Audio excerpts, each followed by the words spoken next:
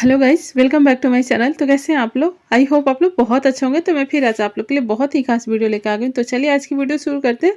और थोड़ा सा ये पसंद आता है तो प्लीज़ अपना सपोर्ट ज़रूर बनाइएगा। तो आज का जो सबसे पहले हमारा टिप्स है ना, इस तरीके के प्याज है। देखो, प्याज हमारे घरों में होते ही हैं और ये हमारे बहुत ही काम के होते हैं। तो इनसे हम ढेर सारे कई यूज़ में हम लाते हैं, लेकिन आज बिल्कुल नया यूज़ मैं आपको दिखा रही हूँ।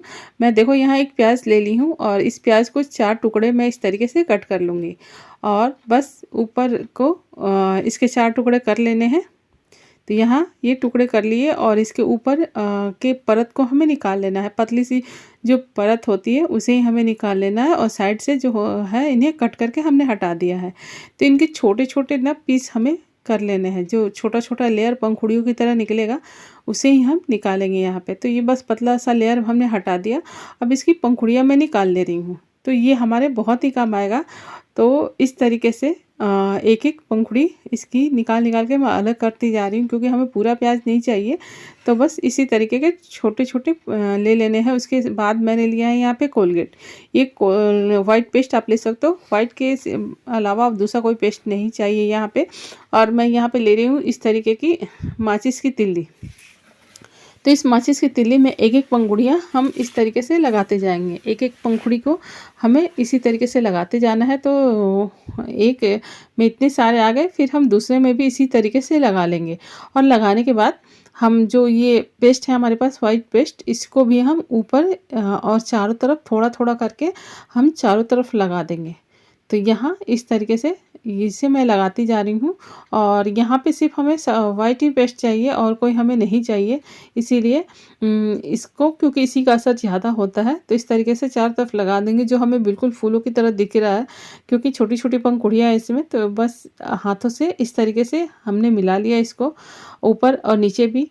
और अब ये बिल्कुल तैयार है। अब इसको आप उन जगहों पे रख सकते हो जहाँ पे छिपकली आते हैं, चाहे कॉकरोच आते हैं। उन जगहों पे आप इसको रखोगे तो इसकी महक से, एक तो प्याज की महक और दूसरा कोलगेट, ये दोनों ही इन्हें भगाने में मदद करता है। तो इसको आप उन जगहों पे रख सकते हो जहाँ छिपकली और छोटे छोटे कॉकरोच आते हैं। उन जगहों पे आप इसको रख सकते हो। तो देखो, मैं इसे रख दे रही हूँ अपने गैस के पास, क्योंकि इन जगहों पे भी अक्सर छिपकलियाँ आती हैं। तो इस तरीके से इसे आप रख दो और जहाँ भी आती हो उन जगहों पे आप रख दो।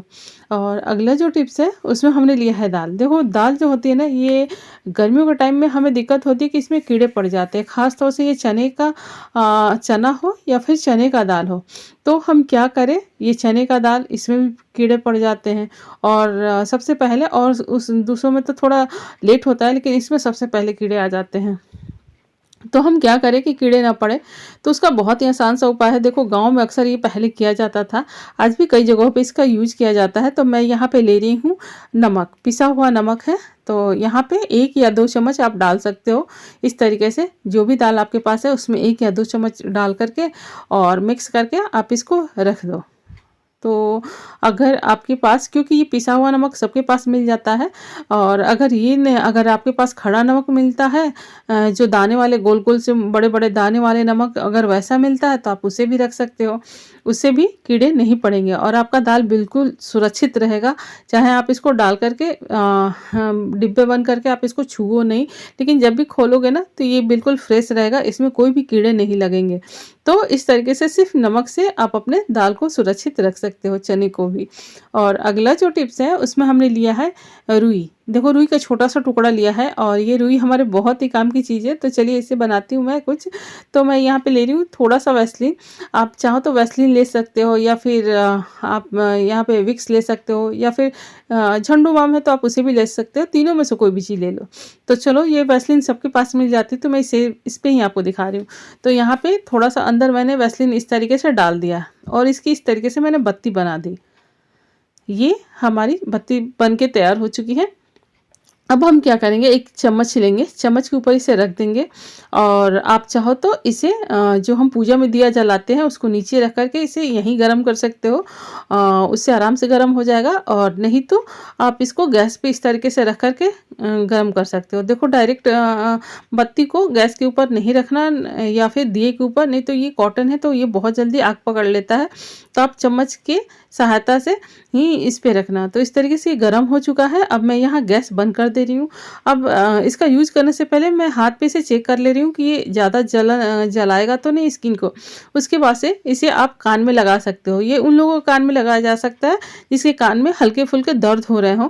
अगर आप डॉक्टर के पास नहीं जा सकते तो उस टाइम पे आप इसको लगा सकते हो। ये बहुत ही राहत देगा। विक्स की गर्माहट और ये कॉटन भी गर्म है तो ये आराम पड़ेगा।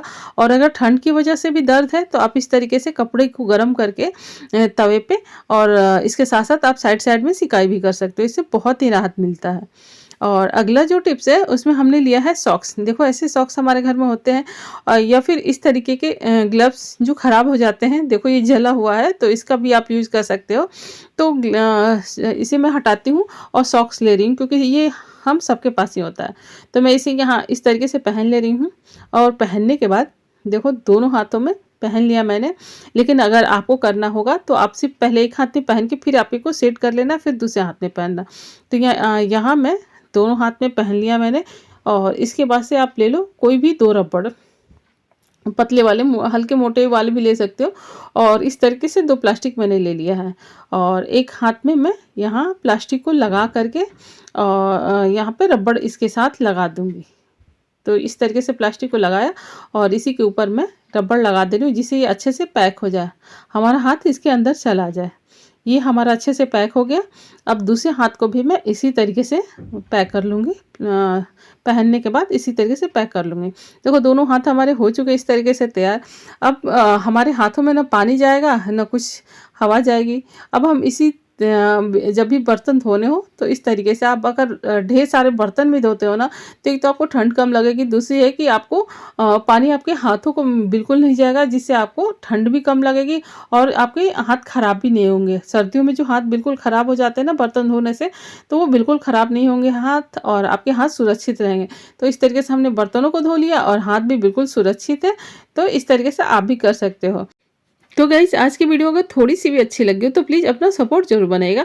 लाइक सब्सक्राइब शेयर करना मत भूलिएगा और आपने हमारी वीडियो वॉच की उसके लिए दिल से धन्यवाद। Thank you.